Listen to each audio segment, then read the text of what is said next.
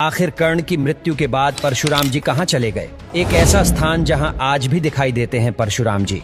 क्या सच में यहाँ 40,000 सालों से परशुराम जी कल के अवतार का इंतजार कर रहे हैं? आखिर कौन है परशुराम जी के सबसे शक्तिशाली शिष्य जिसके सामने साक्षात महादेव और ब्रह्मा जी भी नतमस्तक हो गए? और क्या आप जानते हैं आखिर क्यों क्रोध में आकर भगवान परशुराम ने 21 बार पूरी धरती का विनाश कर दिया था? आइए जानते हैं आज की वीडियो में भगवान परशुराम के बारे में, मगर इससे पहले कमेंट में जय परशुराम लिखना न भूले। सतयुग और त्रेता काल के संधि काल में जन्मे एक महान ऋषि जो धर्म से ब्राह्मण और कर्म से क्षत्रिय थे, जो स्वयं भगवान विष्णु के 6वें अवतार थे। हम बात कर रहे हैं ऋषि जगदम्नी और रेणुका के पुत्र परशुराम जी की। परशुराम जी इतने बड़े तपस्वी थे जिन्होंने स्वयं भगवान शिव से कई सारे अस्त्र शस्त्रों का ज्ञान प्राप्त किया और भगवान शिव से ही उन्हें फरसा प्राप्त हुआ था। इसके अलावा परशुराम जी ने कुल मिलाकर 21 बार है वंश के क्षत्रिय का विनाश किया था। कहते हैं परशुराम जी के अंदर इतना ज्ञान भरा था जिसकी तुलना कभी नहीं की जा सकती है। उन्होंने भीष्म पितामह हो या गुरु द्रोणाचार्य या फिर महारथी कर्ण, सबको ही उन्होंने शिक्षा प्रदान की थी।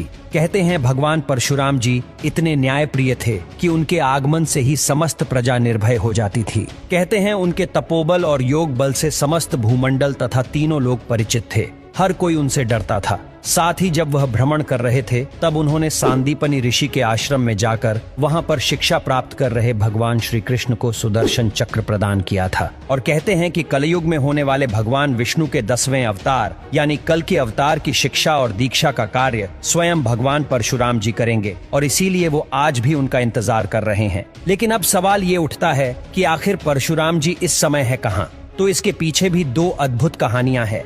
कहते हैं कि भगवान परशुराम जी ने अश्वमेघ महायज्ञ का आयोजन कर सप्तद्वीप युक्त पृथ्वी महर्षि कश्यप को दान स्वरूप दे दी थी और उनके आदेश अनुसार वह स्वयं महेंद्र पर्वत पर चले गए थे और आज भी वही निवास कर रहे हैं और भगवान कल्कि का इंतजार कर रहे हैं।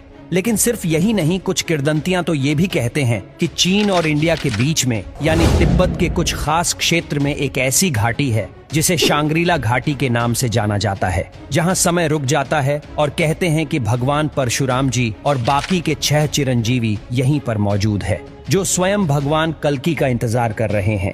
ऐसी मान्यता है कि राजस्थान में एक ऐसा मंदिर है जिसे परशुराम ने अपने फरसे के वार से बनाया है। यह मंदिर अरावली की पहाड़ियों में है और इस मंदिर में एक गुफा है जिसमें शिवलिंग है। इसी मंदिर में बैठकर परशुराम ने तपस्या की थी। उनकी तपस्या से प्रसन्न होकर भगवान शिव ने उन्हें धनुष और अक्षय तरकश दिया था। अक्षय तरकश ऐसा था कि उसके तीर कभी भी खत्म नहीं होते थे। वैसे इसके बारे में आपकी क्या राय है? हमें कमेंट बॉक्स में जरूर बताएं।